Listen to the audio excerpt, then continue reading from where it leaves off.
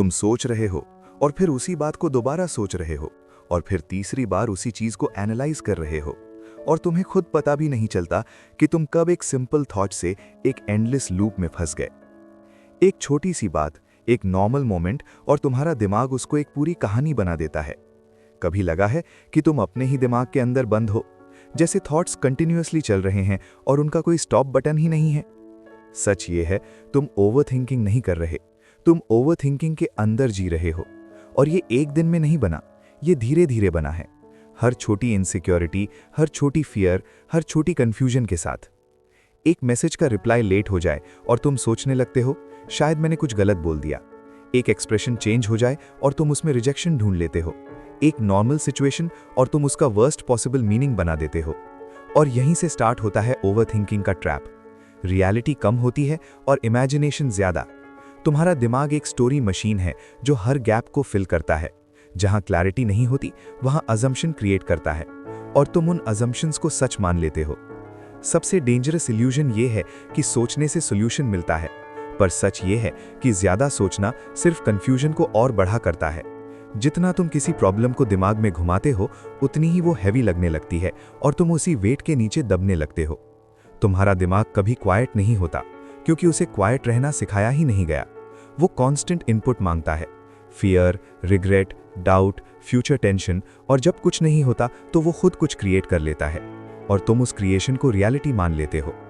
रात को जब सब चुप होता है तब ओवरथिंकिंग सबसे ज्यादा लाउड होती है। तुम बेड पर लेटे होते हो, बॉडी थकी होती है पर माइंड एक्टिव होता है और तब स्टार्ट होता है एक एंडलेस लूप। क्यों ऐसा हुआ? अगर मैंने ऐसा किया होता? कल क्या होगा? लोग क्या सोचेंगे? और तुम इस लूप में घंटों खो जाते हो। पर एक सिंपल ट्रूथ है, जितना तुम सोचते हो उतना सोल्यूशन नहीं मिलता, सिर्फ एग्जॉशन मिलता है। ओवरथिंकिंग तुम्हें आंसर्स नहीं देता, वो तुम्हारी एनर्जी चुरा लेता है। और इंटरेस्टिंग बात यह है कि तुम्हारा दिमाग तुम्हारा दुश्मन नहीं है, वो बस एक हैबिट मशीन है। जैसा इनपुट दोगे वैसा आउटपुट देगा। अगर तुम उसे केओस दोगे वो केओस बनाएगा, अगर तुम उसे फियर दोगे वो फियर बनाएगा। और यहीं पे एक और डीप पॉइंट आता है, तुम अपने थॉट्स को कंट्रोल नहीं कर सकते, पर तुम अपनी अटेंशन को कंट्रोल कर सकते हो। और ये छोटा सा डिफरेंस पूरी लाइफ चेंज कर देता है। ओवरथिंकिंग का रियल प्रॉब्लम थॉट्स नहीं है, अटेंशन है।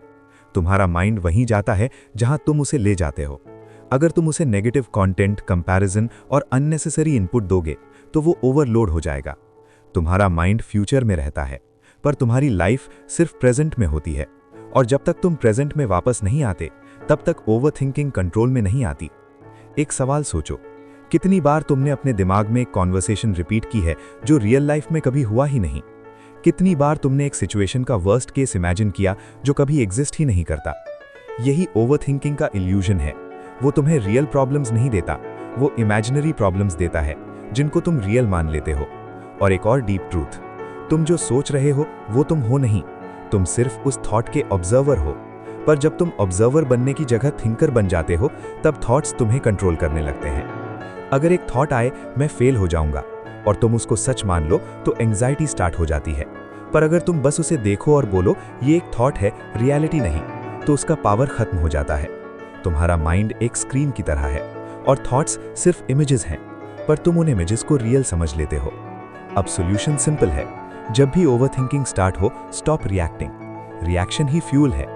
फिर अवेयरनेस लाओ, मैं सोच रहा हूं, और फिर अपने बॉडी को प्रेजेंट में लाओ। सांस फील करो, सराउंडिंग्स देखो और वापस अभी में आओ। डिस्ट्रैक्शन कम करो क्योंकि ओवर स्टिमुलेटेड माइंड कभी काम नहीं होता। और एक्शन स्टार्ट करो क्योंकि एक्शन थॉट्स को वीक करता है। और सबसे इंपॉर्टेंट बात, तुम अपने दिमाग के स्लेव नहीं हो, तुम उसके विटनेस हो। और जब तुम विटनेस बन जाते हो तब कंट्रोल वापस तुम्हारे पास आ जाता है। ओवरथिंकिंग तुम्हारा दुश्मन नहीं है, ये सिर्फ एक सिग्नल है कि तुम अपने माइंड के अंदर ज्यादा जी रहे हो और रियल लाइफ से दूर हो रहे हो। और आखिर में सिर्फ एक बात याद रखो,